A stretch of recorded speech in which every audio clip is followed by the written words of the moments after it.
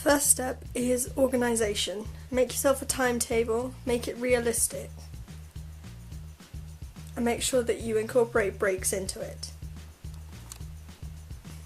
Your room should be tidy-ish. Don't spend hours fussing over it. This isn't going to get you marks having a tidy room. It's just going to get you into the right mindset. Most importantly, make sure that your desk is super tidy, as this is where you're going to be working. Make sure that your files are organised, as this is what you're going to be working from. And I personally think that having a tidy made bed is very important, because if you've got a tidy bed, it just makes the rest of your room feel like a nicer space to work in, especially if you work on your bed, because you don't want to be rummaging through your covers to find your workbooks. It's definitely worth knowing where everything is, so separate all of your different subjects out and put them into separate folders.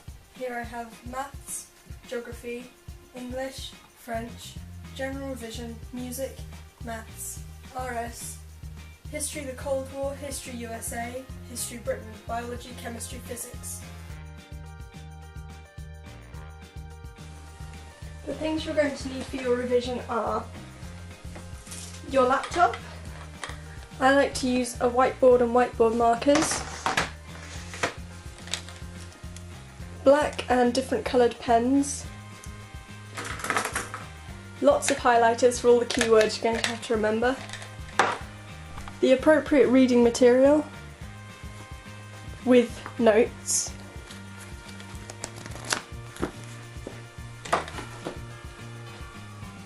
your books, which I would suggest you either write or put sticky notes on the front to tell you what is in each book, and then pinpoint where everything is. A pad of plain paper for making all your notes in. I would also suggest that you invest in some cards. I've put on here quotes from all the literary texts that I've read, and there's on there. Also, invest in a revision guide. They are lifesavers. Don't forget the ones that your teachers give you. They're free, but they still have all the appropriate notes in. Get a list of everything in your topic. Make sure you know what topic it is.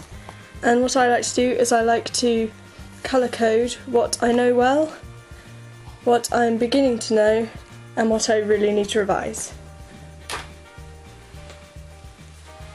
And through all of your books, never throw a book away, write what's in it and pinpoint where stuff is.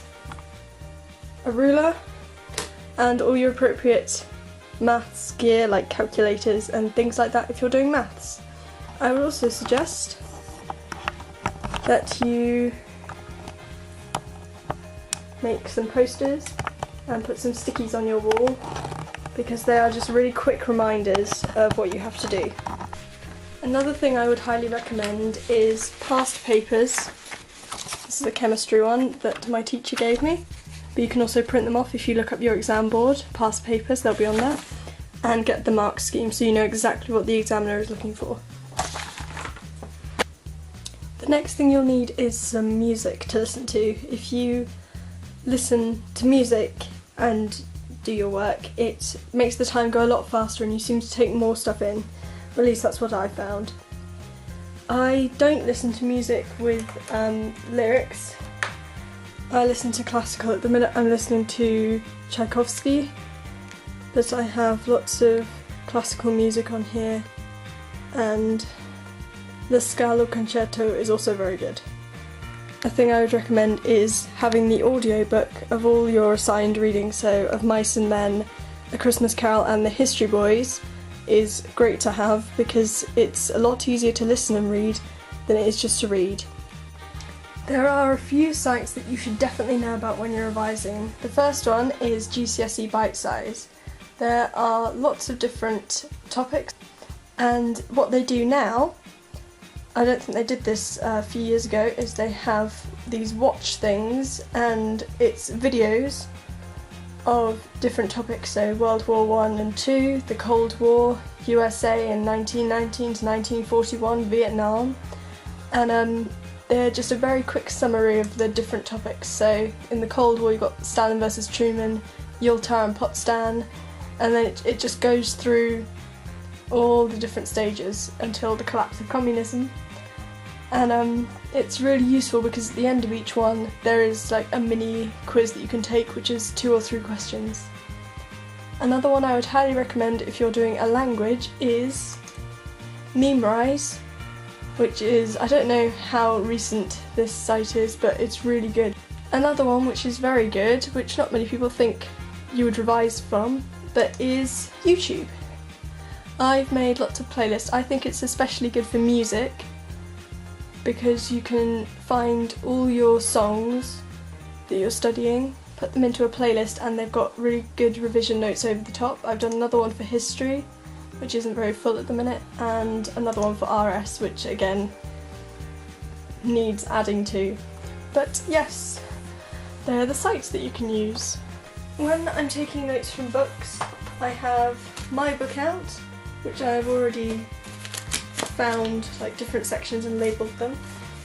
I will have the revision guide that I bought out, and if you have a second revision guide like one the teacher's giving you, have that out as well because the notes will not be the same. Then you find a topic you want to look at the minute it's Fold Mountains, find that in your book.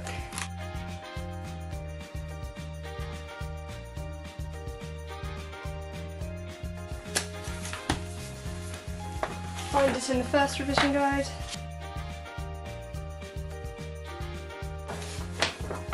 And in the second revision guide.